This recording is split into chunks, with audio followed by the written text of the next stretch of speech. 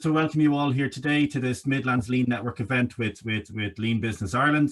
The title of today's event is Reflections and Lessons from 2020 and Rebooting Lean in 2021. I'm delighted to be joined today by Integra LifeSciences and Critical Healthcare, who are going to share with you some of their stories. Firstly, a little bit about the Midlands Lean Network. We are one of the regional networks in Ireland, supported by Lean Business Ireland. And our vision in the Midlands Lean Network is to bring together excellence in the region and provide a forum to network, collaborate and learn. So we do that by bringing together the companies involved in Lean or people who want to get involved in Lean in the region and support them through monthly webinars or networking events, virtual site visits we have planned for 2021, and we'll extend that into physical site visits in 2021 when it's safe to do so. So the title of the webinar and presentation today is Reflections and Lessons from 2020. And as I said, we're delighted to be joined by Critical Healthcare and Integra LifeSciences. And really what the companies are going to share with us today is what parts of Lean did they have to let go during 2020? Which parts of Lean actually stood to them during the COVID and during the pandemic? How Lean thinking helped their businesses? How they took their existing Lean tools and how they modified them into a new way of working, how visual management, A3s, PIT meetings, how all those events continued to occur during lockdown, techniques they use in terms of digital transformation, the challenges of people working from home, but really how they set about using Lean and Lean thinking to build the resilience and the competencies within their team. First up speaking, we have Critical Healthcare. Critical Healthcare are a medical and technology company serving the emergency services in Ireland, the UK and Europe, and they employ 30 people here in the Midlands in Tullamore. And during COVID, they managed not only to double their business, but have managed to keep 2 national ambulances in Ireland and Denmark fully operational. Our speakers today from Critical Healthcare are Chloe Lowry and Avril Crowley.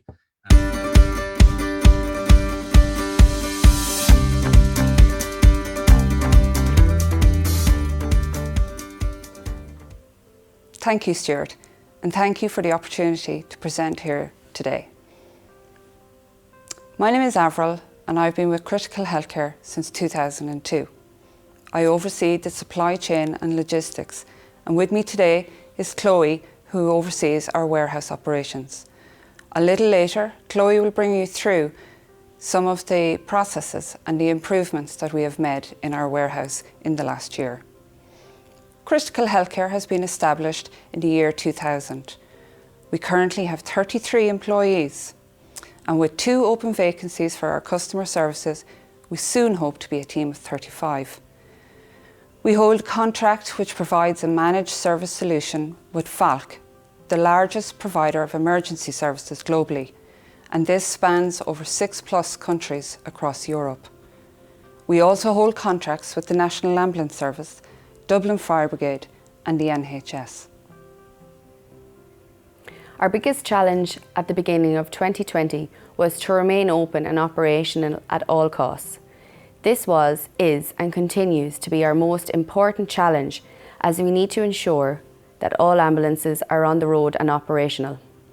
On the 6th of March 2020, we moved premises just as COVID was accelerating in Ireland. This brought huge rapid growth to our business, which had its own challenges, such as recruitment and face-to-face interviews. Our daily stand-up meetings could not be held in the normal way due to social distancing and people working from home.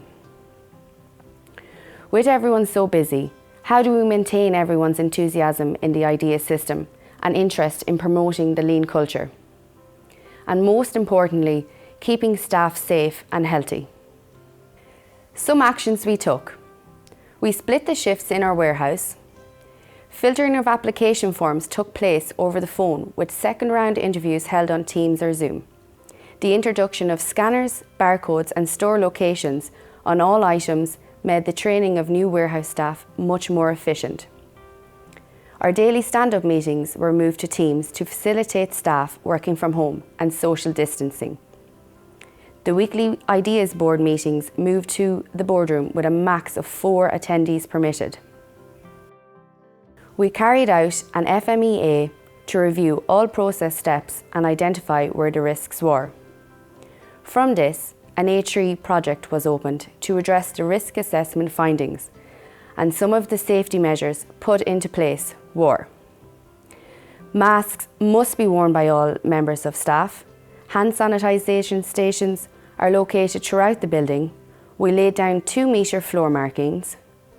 All handheld trolleys and all equipment used by the warehouse were assigned to individual pickers in the warehouse and must be wiped down at break times and end of shift. The additional office space allowed us to limit the number of people per office. Screens were installed in the canteen and a canteen rota introduced, with no more than 4 people allowed at any one time. New larger premises allowed us to increase our warehouse capacity from 389 to 722 pallet spaces. This was an increase of 85%. The new warehouse layout reduced the order pick time by 26 minutes, which is a 65% saving, and this helped with the rapid increase in customer orders. We achieved this by storing the high usage items together. We introduced scanners to warehouse for all pickers. Barcodes were applied to all products. Each item was assigned a dedicated store and shelf location. The new packing area allowed for less handling of orders. New visual boards were installed in the warehouse, which allowed for wider communication in the absence of our communication meetings. Motion sensor lights were initially installed to save on energy, but they had the double advantage in that employees did not have to touch light switches, therefore reducing the chance of contamination. Currently, 8 members of our staff have yellow belts and a further 8 members have yellow and green belts, which allows for greater understanding of our lean culture. Here is a picture with 8 members of our staff in the good old days receiving their green belt awards. In the old Kilbeggan warehouse, we recorded a pick time of 40 minutes at a cost of €8.33 per pick. There was a disrupted flow to our pick process, with staff backtracking due to ineffective layout of the warehouse. There was excess travel per pick as stock was stored over several locations. Staff were frustrated as they were constantly searching for products as many items did not have locations applied. It was a challenge to assure quality for the customer due to the high risk of pickers. The picture shown is a sketch of a picker being followed in our old warehouse. With the move to Tullamore and the introduction of many lean solutions, we managed to reduce the pick time to 14 minutes at a new cost of €2.92 per pick. This was a total saving of €5.41 per pick and will see a saving in excess of over 100,000 this year. Pick lists are now arranged in order location, which brings an organised flow to pick process. Stock is stored by customer demand. The highest usage items are stored together and nearest the packing area. Barcodes and store locations are applied to all stock items so they are easily located. And this has reduced the number of customer complaints and there are fewer pickers. So this is our new normal. Going forward, we need to continuously review and improve our processes to maintain the high standards our customers have come to expect. We need to ensure we have stock at all times to keep the customer operational. We now carry out weekly COVID tests on all our staff. We supply staff with the PPE gear that they require and ensure they are wearing it correctly at all times. And where possible, we assist staff to work from home. We are currently working on a stock contingency plan with the aim to have an alternative supplier for all products to ensure continuity of supply. And earlier this year, we procured additional laptops for all staff in the event they need to work from home. The key thing to note here is that critical healthcare kept 2 national ambulance services, both the Danish and the Irish, fully operational throughout the last 11 months. Never was an ambulance off the road due to critical healthcare's inability to supply product. So how did we achieve this? While Lean is not totally responsible, by applying the Lean principles across all operations internally, Lean has certainly enabled us to achieve what we have so far. Developing a project plan with regular cross-functional team meetings and setting out deadlines allowed for an efficient new warehouse layout, addressing all the issues and frustrations from the Kilbeggan warehouse. The ideas system provided a voice for all members of the staff to suggest improvements for the new warehouse, and it continues to aid with the introduction of improvements to our processes, while the visual boards allowed effective communication and data reporting across all areas of the business. Carrying out the FMEA and introducing the A3 project allowed us to quickly address the areas for improvement and provide a safe working environment for our staff. Continuous review of the risk assessment allows us to mitigate against future risks. Thank you all for your time today and for listening. Really interesting, really informative. I just see a quick question coming in on the chat there from Vincent in LBS. Where did you guys start your Lean journey, and what was it that motivated you to get started? Well, we started approximately 3 years ago, and we found that, mainly through customer complaints. And also with customer complaints, it means that your processes, aren't right. So we started to look at how we could improve these. And then we enlisted the help of Andy Brophy, who I'm sure many of you know. And he came in and helped us review everything. And we looked at changes that we could bring in and kind of monitoring how these would affect our business and improvements.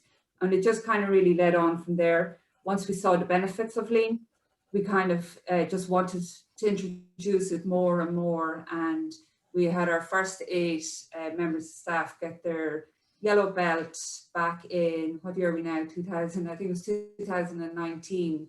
And then last year we had those who got their yellow belts obtained their green belts, and we had another 8 members of staff come on and get their yellow belts. So I think once you were initially introduced to Lean, you soon found out the massive benefits to the company, which just makes you want to just continue on the journey. So fantastic. And it looks, when we talked about this particular topic and what was part in Lean, it sounded like you guys kept an active continuous improvement program in place during COVID. Is that accurate? Is that fair?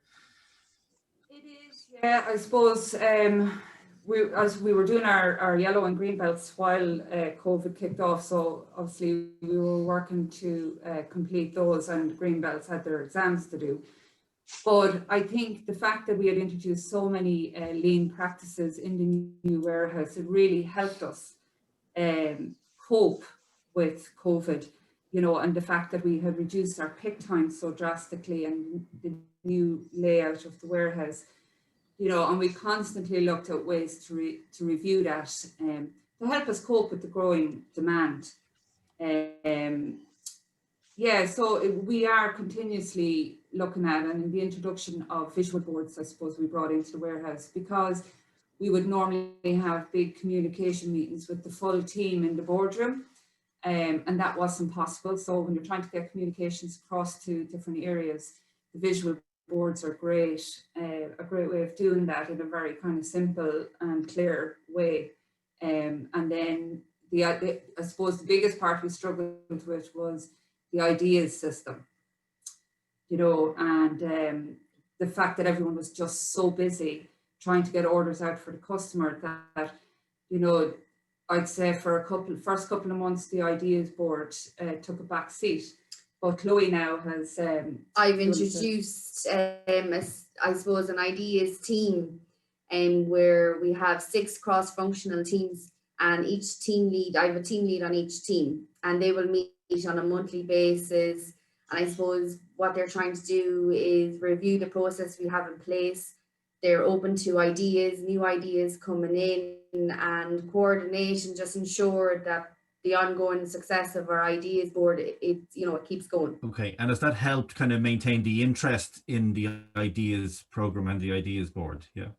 Yes, it has. And we also, I suppose, for every 10 ideas that we processed, we have a draw, I suppose. So like two took place today because we had 20 ideas in the past 2 to 3 weeks already that's implemented. So, I can see it coming on. And I suppose when we hold the raffle, the prize, it's up to the employee who win the prize, it's up to them what voucher they want to pick. Yeah, and I suppose as well from that, even just this week, we've introduced OPEX in the warehouse, just to try and further gather improvements to our processes for the warehouse team and how we can make their job easier, So that's just been introduced this week. So we're constantly still looking for new ways of improvements. And in terms of the teams, are they physical or did they go virtual? There's some comments in here in the chat about digital transformation. Did you use any tools such as Microsoft Teams? How did you manage to keep that momentum going? Were there any digital innovations in the year? Yeah, well, I suppose a lot of our daily stand-ups were held over Teams. Okay. And that was, I suppose, because we had to implement social distancing, and for the stand-up meeting, we'd normally have someone from each area of the business. I suppose the lean team meetings, because there's only 6 per team, and we have quite a large boardroom now, thanks to the new move, we can safely put six people in there and still maintain 2 meters between them. So it's kind of a mix. It's kind of a mix between digital and in person still, which is great to have the space to do that in the new premise. Again, some questions coming in here from people in terms of how do the staff adapt to how do they find the visual boards with shift change? Do they find that a positive, or did it take more time away from actually productive work following in with the visual boards? Well, I think the visual boards, so long as you keep the information, kind of more visual per word, but graphs and things like that. I did find when you're kind of highlighting to the guys in the warehouse, pick times, and when you're relaying the information back to them on, customer comments and customers, they take more of an interest, and it kind of helps them to benchmark their own work. So it was all received very positively, and I suppose the fact that we had to bring in different shifts for the guys in the warehouse, again, it was about, so long as they understood, the reason behind it, and they all did. And in fairness to our whole team, both warehouse and the offices here, in 11 months that COVID has been with us here in Ireland, we've never once had a member of staff out due to they had to be tested for COVID, or, we've never had any cases here. So we're blessed, and that's really down to the staff and how they're looking after themselves. That's fantastic. And just one final question before we move on to the Integra LifeSciences. Do you think that the work you've done in implementing the lean mindset really gave your staff the tools and the attitude to take these new standards and these new regulations and these new ways of working and adapt to them so quickly and so successfully? I think so. I think everyone has seen, the benefits of all the lean practices we've introduced. I think it's the morale, as I said, in the old Cascading warehouse, the frustration that the guys had in trying to look for product, constantly over and back, through aisles, and that frustration is gone. Morale is so much better, and it's all down to the improvements that we've introduced. So I think we do really have a team that's on board to see, they're very invested in the ideas, and of course the reward at the end of it all is always an incentive. But I have to say, for the team, they've taken it on with, you know, open arms, and so looking forward to running forward with it this year. Fantastic, guys. I'm just gonna move on. There's a lot of questions coming into the chat there. We'll consolidate them and we'll bring them back around in the Q&A towards the end. But thanks for that fantastic presentation, and well done again. Okay, next up, guys, we have Integra LifeSciences. Integra LifeSciences are based in the IDA Business and Technology Park in Tullamore and have been manufacturing in Ireland since 2006. It doesn't quite feel like 12 months that myself and Miriam from Dawn were twisting Catherine's arm to organise a site visit for us as part of last year's Lean programme before you know what came along and scuppered all of our great plans. The company manufactures equipment primarily used in neurosurgery, tumour removal procedures in hospitals around the world. And we're joined today by Catherine Cox and John O'Donovan, and they will introduce the company and bring us through their COVID-19 interrupted journey and what their plans are for this year. Over to you guys. Thanks, Catherine and John.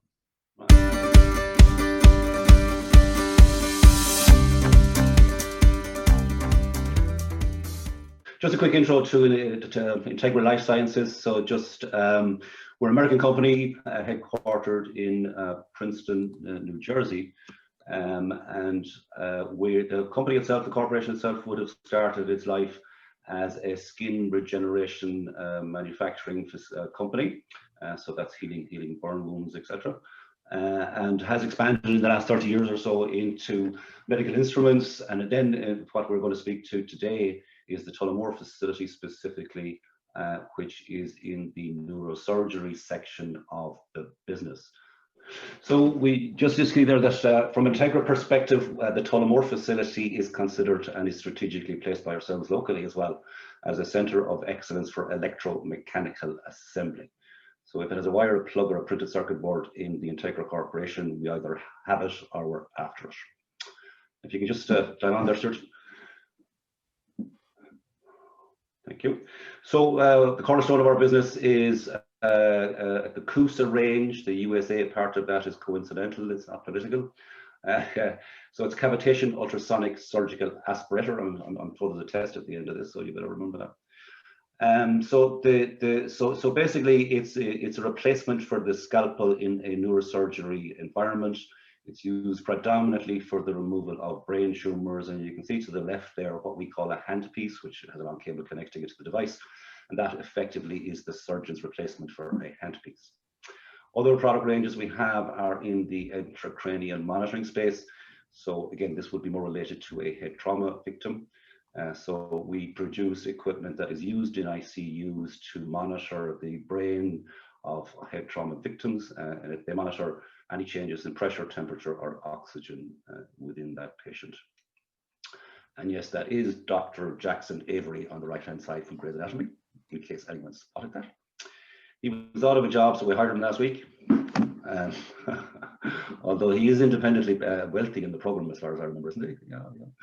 Anyway, so Dr. Avery is kindly modeling one of our xenon headlights. So we produce a range of surgical headlights, both of the xenon and LED variety, in the Tullamore facility as well. Move on, Stuart. So by way of context, or our history of Lean, our Lean journey started in 2016. So at the time, there was a concerted effort to be able to bring Lean on site as really as a vehicle for positive change and improvement. So in 2016, we brought all of our colleagues off site. We had a very interactive 3-day training workshop, and everybody was trained in the fundamentals of Lean. And then we immediately started to apply those learnings on site in our return. So the first thing we did was develop meaningful KPIs. These were developed on every line, and they were developed in every team. And they were based around our SQDCP metrics, which is safety, quality, cost, delivery, and our people. The other thing we wanted to do was go and see. So Gary, I know you're on the call, and Andy's in this photograph as well. This was our first benchmarking visit, and it was to Grant Engineering, who kindly let us in. And that was very meaningful because people started to see what Lean could look like, and they started to see what a vision of excellence could be. In 2017, we really rolled out our success program across everywhere on the site. I don't think there was an area that did not have a success program in place. And tied to every success area, we had a champion that rotates across different teams and still does to this day. And we had sustaining audits in place. And that's one thing that's really stuck to us in terms of social distancing and being able to manage COVID as well and our folks on site. Our KPIs became very tied into our daily huddles or stand-ups. These were weekly or daily on the different lines, and they were led by our colleagues. So they were quite robust meetings. They were very, very interactive. And to the point that was made earlier by Avril, they were built on visuals. And finally, we rolled out our ideas program in 2017. We call them our gems. They're all precious ideas. And that again was led by colleagues and highly recognized within the site as well. In that year, safety also came under the remit of our lean journey, largely because lean respects people. So important for us as people to speak up if they see something isn't right, and that's where Near Miss program comes from. So that's what that is. It captures anything that people see as a safety risk or issue that could become an accident or injury, and they're encouraged to report it, and then we get to work on fixing it so that it doesn't become an accident. Our problem-solving methods are twofold. We use Kaizen, like you would all probably be familiar with on the call. These are either in a blitz format over a short week or over maybe a little bit longer of a duration if required. They tend to roll out to what we call workouts. And then we have Kata, which is 2 people at a board, as we can see up in the middle top row. And this is a plan, do, check, act program that we have, and it's a practice routine that Mike Rosser has developed. So I got training from the Lean Enterprise Institute in that. We have some competent practitioners, and that's a method that we use to solve problems. And finally, we rewarded a lot. Our folks were doing a lot of good work, and we wanted to be able to say thank you. So recognition came in different ways. So by 2019 and into the early part of 2020, all of this activity was reaping benefit. You could see it on site. There's a warehouse, much like yourself, Avril, there's a spaghetti of a warehouse on the left versus what it looked like on the right after a number of Kaizens and katas had taken place. And we were seeing the benefits across the factory and in our metrics. So we had increased capacity, increased productivity, efficiencies, we had improved yields, we'd reduced scrap, and we had started to really make delivery on time. And that was working really well. We were on a bit of a high at the end of 2019, and we were actually starting to think our metrics are too green. We need to stretch ourselves again. And then on the 12th of March, I believe, Leo Bradker, the then Taoiseach, said he needed to talk to us about coronavirus, and our world fundamentally changed. And John will explain a little bit of what that looked like. You can go to the next slide, Stuart. Thanks, Stuart. I'm seeing it just there you go. So just as you can imagine from the product range, we kind of give you a high level look at the product range. So, you know, in terms of hospital purchasing, they are considered capital equipment and in some instances cost significant amounts of money. So no surprise to anybody that we saw our sales fall off a cliff as hospitals and hospital systems focused on the here and now of COVID-19. So tough time, Q2 last year, we furloughed what became known as furloughed, 33% of our colleagues mid-April through to the 1st of July. We in Tullamore and the entire corporation in solidarity went on a 4-day week, CEO, etc. included. 25% of our colleagues have worked from home since March, and most of those haven't set foot on the premises since March, on an as-needed basis even. And we work on an ongoing basis then, similarly to what you heard earlier, on a target population on site limited to less than 50%, probably achieving even lower than that in most days. We had a meeting in December targeting that January was not going to be good. So we actually even reduced further wherever we could for those first few weeks in January, which we're now continuing into February. So essential roles on the roster were limited. So we identified those people that had to be on site 5 days a week, and then anybody else that didn't need to be on site but needed to access the site is on some sort of a roster a couple of days a week opposite each other, or are coming on site on an as-need basis, i.e. after applying to come on site. So surprising throughout this, we continued to deliver. I mean, it was a very traumatic, very difficult, very anxious, challenging time both on the premises and off the premises. But remarkably, throughout this, we continued to deliver at a reasonable rate, albeit on a much reduced demand. And we went through a number of third-party audits, such as a MedSAP follow-up audit, for those of you familiar with MedSAP, during that period of time, and managed to do so successfully. You can see on the right there, as you heard earlier, we're all doing this, but just a few little examples of what we're doing. So in the center there, you can see my telephone, and every day before accessing the site, we fill out a daily symptoms checklist and submit that prior to accessing the site. The top left, we remove our masks and we hand sanitize before we get in our cars and go home to our families. Our tagline is that let's not bring it in and let's not bring it home. You can see we had to put mirrors at the front door when entering because I kept forgetting to put on my mask. I mean, people start to forget to put on their masks, or they'd wear them white side out. So there's mirrors at every entrance now, just to make sure that you have one look at yourself before going upstairs. And then you can see the floor markings, as you heard earlier, and on the right there is our isolation room in the event that a colleague feels unwell during the course of the day, which has been used a number of times. And many of the other mitigations that many of you have taken throughout your facilities. Next slide, Stuart, please. In terms of the COVID-19 impact on our lean journey, we thought about how we would talk about this, and it struck us that lean has become part of how we do business. It's how we execute our business. So we thought we'd just kind of make a high-level heat map. There might be a stepping off point for conversations if you wish, but we kind of built it around the lean principles that were important to us and how we executed that lean principle practically on site.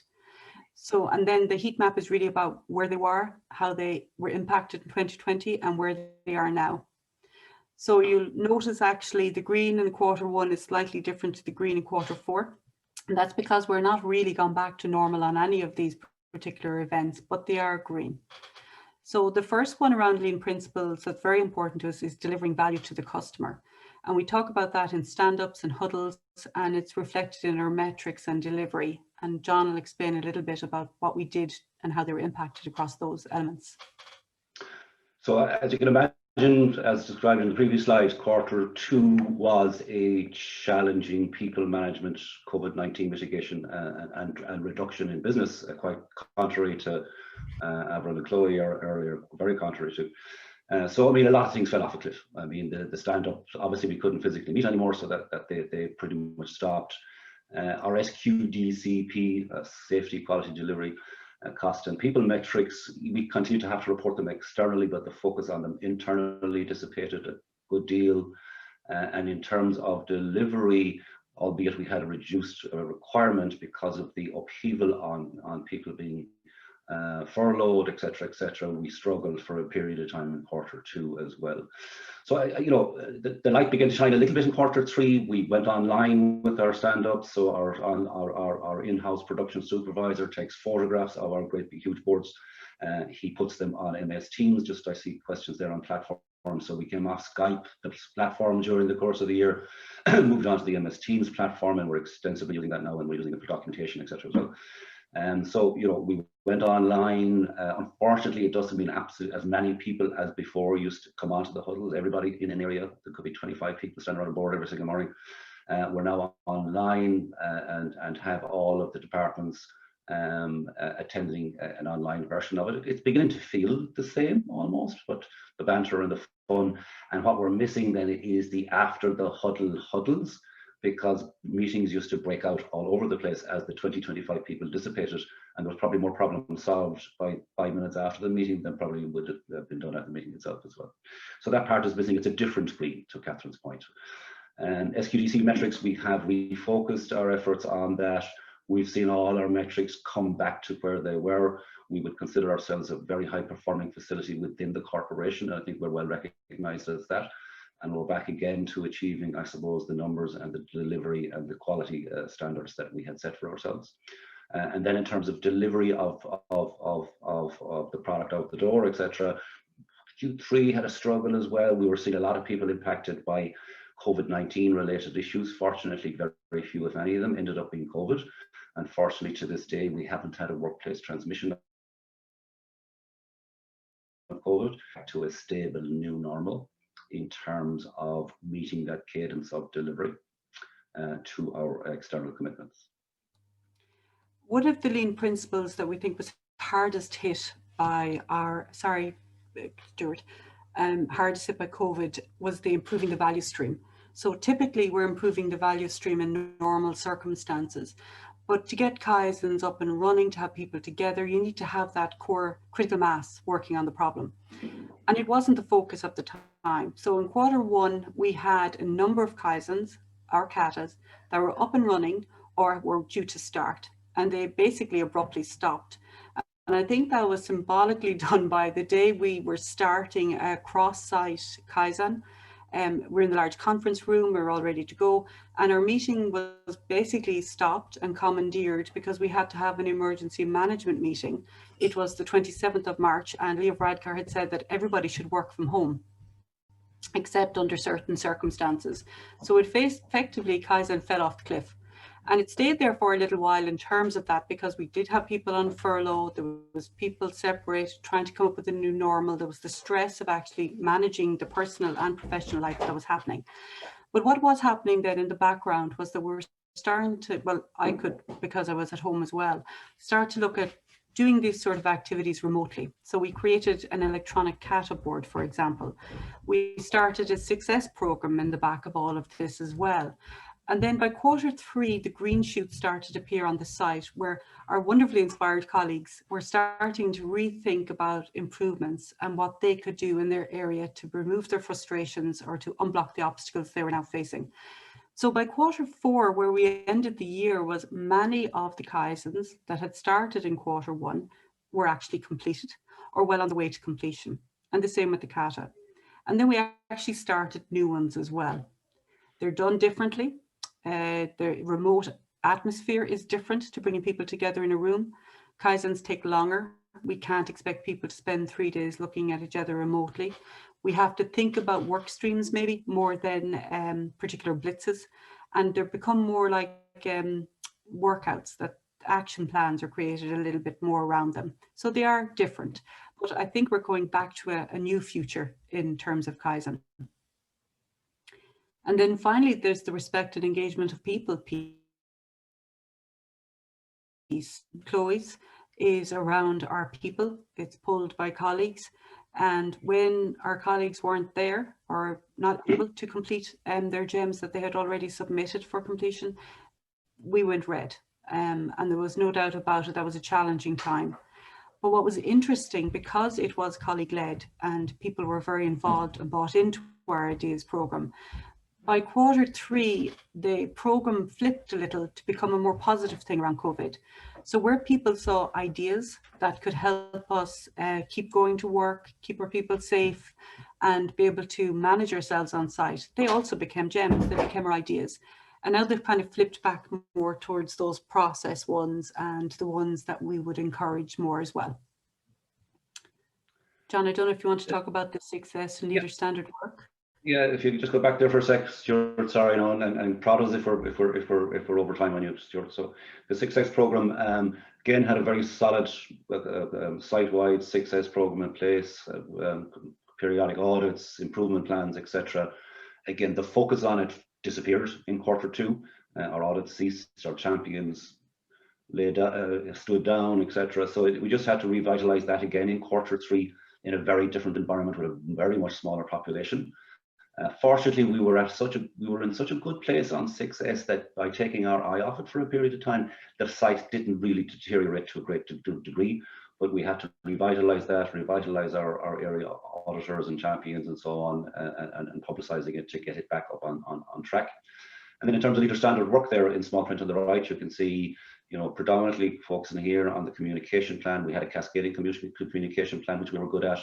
You know, a quarterly corporate site, monthly site, weekly management team, weekly team meetings with each of the teams, one-to-ones with everybody on a periodic basis, minimum fortnightly, and indeed skip level meetings that I and the HR person used to pick 5 people at random on a monthly basis. And we actually have a document which every manager and supervisor has signed to say that this is how they're going to cascade communication. In Q2, we talked about COVID. We had site town halls every week or two, and it was COVID, because again, we were dealing with people who were stressed after being laid off furlough, people on 40 week, and all the technicalities associated with that. It was Q3 before we kind of said, okay, let's pull out all the stuff again. Let's try and talk about COVID to the degree that it needs to be talked to particularly all our folks remotely. But let's start swinging the balance as much as we can back to talking about the business, to celebrating events, to congratulating people who had babies, to et cetera, et cetera, et cetera. So we got back to that in Q3 and into Q4. And then the other document in the bottom right hand side as well is our recognition plan, as Catherine said. And we had a very documented way of monitoring how we reward and recognize people, reviewed weekly at management meeting as a standing item, weekly gem celebrations, etc., Kpis celebrations, and so on and so on and so on. Some of it actually monetary, indeed. In some cases it's 250 euros to each of the people involved, which is well appreciated as well. But we're getting back on track with that cadence of recognition as well, and obviously a lot of that then is virtual as well. So next slide, Stuart, please. Thanks. Yeah, the last thing we'd mention is that in this new normal, we found that collaboration and engagement isn't a soft skill anymore. It's actually necessary to keep the well-being and the mental health of our staff, both on and off site.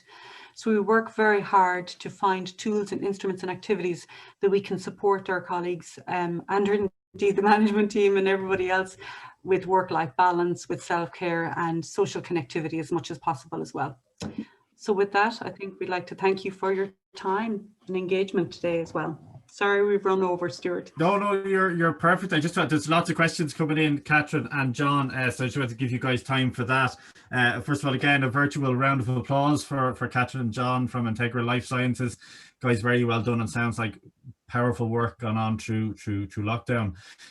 Something you mentioned, I just want to ask you a question about first. You mentioned about coaching and the kata approach, and it's something that you went off and you live in Integra LifeSciences. Can you tell us a little bit more about that, and perhaps particularly how coaching and that, because there's some questions about culture there and time as well, how that kind of helped through lockdown, through COVID, and also how it helps in general with the lean approach.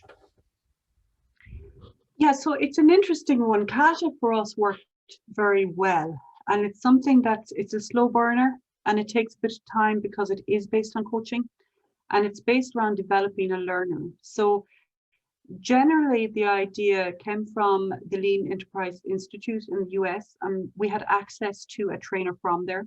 She had come to train a group of us, and Tullamore was chosen as the pilot site for this. So after about a week of learning how to coach, how to be a learner, how to be an active listener, how to define a problem, and how to get used of breaking a bigger problem into a piecemeal challenge. And that's really what kata is. It's about breaking a bigger problem into something that you can reach. And when you reach there, then you look over the hill and see where you want to go and break down the next piece of the problem. And when you get there, you go to the next piece. And it's a slow burner, but it's highly effective. So we had that in place as a pilot in 2018. We had 5 katas active. And in the following year, a number of those kata practitioners had become competent. We had certified them, and they were able to then elaborate, become coaches for other learners, and we kept bringing the process through. So for us, it's very useful. It's not for every problem, but it's very useful for going after a big problem that a week in a room won't fix. But if you have the right learner and the right coach, you can work through the problem with the team as a backing group, almost to that, that discipline. So for us, it had set us up very well on some of the more ingrained problems that we had. So for example, one of our problem areas was incoming inspection, and it would have been piled high and deep in terms of boxes at one point, and yet we couldn't get the raw material to the floor. So with kata, the group, it was 3 people in that room. 1 was a learner, 1 was a coach, and they actually swapped over a little bit with warehouse as well as we went through to different katas. They were able to make the fundamental changes that allowed a 30-day turnaround from a raw material to the back door to the floor to come down to less than 5 days. Wow. And they worked it systematically over several months. And then now, I mean, we would feel we're in crisis if we saw stuff building up at the back door, and even through COVID, it wouldn't. And it all kind of linked along the chain. So it was a very effective knowledge process for us. And what also helped as well is with kata, the learner learns. So you have a colleague that becomes very confident and skilled in their ability and knowledge of the area as well. So and that again, stood to us, and it still stands for us. there's questions coming in again around, you know, digital transformation and different tools that we use. You mentioned an electronic kata board. Could you tell us a little bit more about that, Catherine? So the electronic kata board is probably one of the more granular ones we have. So I would say we have Power Apps, Power BI, very useful to us. We had just transitioned our metrics to that. As John said, we have Teams, and we use Oracle for our ERP system. For the kata board, what we actually developed was in PowerPoint. So you can look at PowerPoint, and there's different aspects like zooms, and you can pull out slides and sections. So we created a front page of a PowerPoint that has different sections in it. And in a kata board, you have different sections. You have a target condition, a challenge, etc. So we made soft copies of all our different hard copy forms that we normally would have. We created them in PowerPoint, and we added them into different sections. So when a learner gets this board, it's blank, and they start inserting their own information. They type it in. I can meet them, for example, on a Zoom. We open it up, we zoom in and out of the PowerPoint to what we're actually asking the questions on and how we're working with them. They'll take notes there. They'll update that board. I can go in at any time and look at it, or we can meet again and take it up where we left off. So it's quite interactive. So we developed that one ourselves on the hoof. That was an emergency response. And it sounds like I think we could talk, or people would be interested in hearing about that on its own, and that coaching approach. I'm going to bring the guys back in from Critical Healthcare now as well, and I'm just going to put some open questions that have come in through the chat to you. We've about 9 minutes left before we let everyone go. I'm going to put in some open questions, and you can weigh in for you. But before we do that, Catherine and John, thanks a million. Thanks for your time, and thanks for your excellent presentation and for sharing with us today as well. So some open questions to both companies. Investment in training, did that continue through lockdown, and is it ongoing? Is it back in the budget for this year? You've already mentioned some topics around digital transformation and ERP systems. Were there any particular standout digital tools that you used throughout the period and that you're going to retain going forward?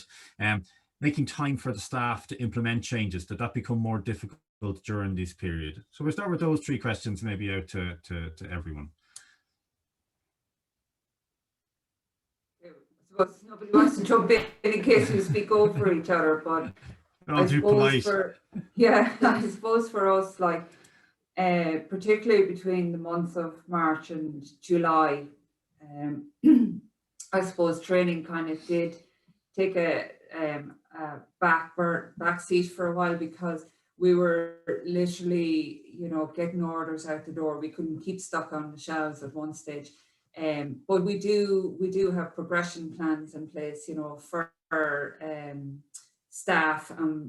Each manager of an area has to set out KPIs for each of their team, and they highlight areas that need training and that. So we're constantly reviewing that, you know, quarterly, and implementing training plans for members of staff that require it. I suppose some of the things that we had brought in, particularly in the warehouse, made it easier for training new warehouse staff members. You know, we had brought in handheld scanners, and so we scan in and out all our products now by barcode, and it just, each product being allocated a location within the warehouse, and all this can be seen on the scanners.